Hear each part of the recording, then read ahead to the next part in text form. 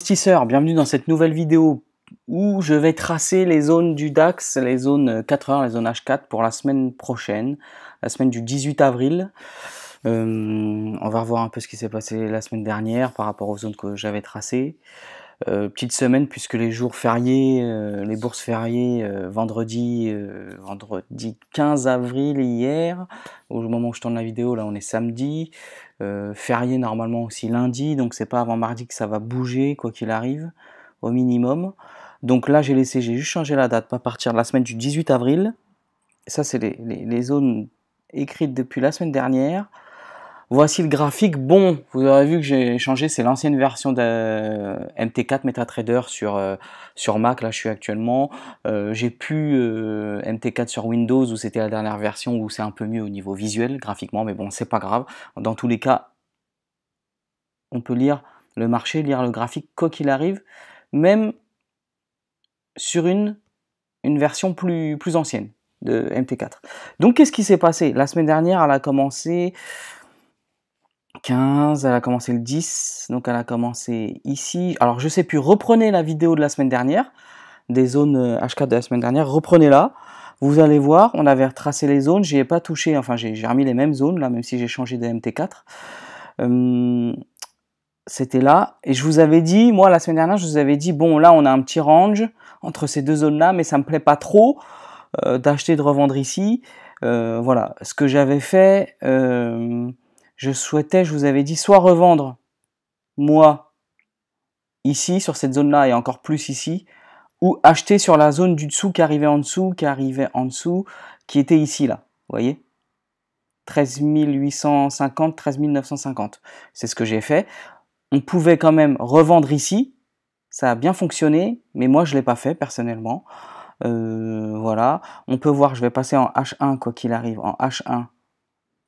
On peut voir quand même que la zone du bas, elle a quand même fonctionné aussi. La zone ici, là, du dessous, 14 100, 14 000. Hop, voilà. Ensuite, a été transpercé, c'est revenu chercher la zone du bas que moi j'attendais. Et j'ai acheté dessous. J'ai rencaissé, etc. Bon, on verra ce que ça va donner la semaine prochaine, si je me mange un BE sur le reste de ma position ou autre, mais bon, peu importe. Dans tous les cas, les zones, elles ont fonctionné, même si je les ai pas tradées, j'en ai tradé qu'une sur les 3 qui ont été touchées. Mais le principal, c'est qu'on a fait des points, j'ai fait des points personnellement, bon, voilà. Toutes les semaines ne se ressemblent pas, elles seront pas toutes gagnantes, mais bon, peu importe. Bon, là, ce qu'on fait, c'est qu'on est là pour... On est toujours dans une petite zone, un petit range, grosso modo, pour retravailler, retracer correctement ces zones. Donc, moi, ce que je fais, c'est que la zone du bas, ici, là, on va voir peut-être mieux en daily. Vous voyez, celle-ci, là, 13 840, 13 930, j'y touche pas. Elle est bien tracée pour moi pour l'instant. Je repasse en H4, pardon. Donc, elle est en dessous, là, voilà. La zone intermédiaire, elle est ici, mais moi, ça me plaît pas trop de la trader. Peut-être que sur les 14 000, oui, mais bon... Voilà, vu que j'ai déjà une position en bas, qu'est-ce que je peux faire?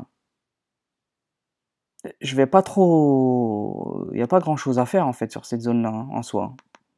J'y touche pas. La zone du haut, franchement, toujours pareil. Même si elle peut donner des points, franchement, je serais plus vendeur si rechercher des ventes. C'est de l'intra-swing, hein, moi, ce que je fais. Hein. C'est du H4, donc intraday swing. Ça va pas être pour viser 15 jours, 2 mois. Hein, donc voilà.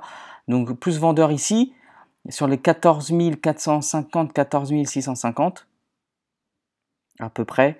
On peut essayer de préciser un peu la zone, mais pour moi, elle est un peu large. Elle est à peu près sur 150 points, mais c'est comme ça. Et je revendrai encore plus si jamais on arrive sur les 14 850, 15 000, 15 050.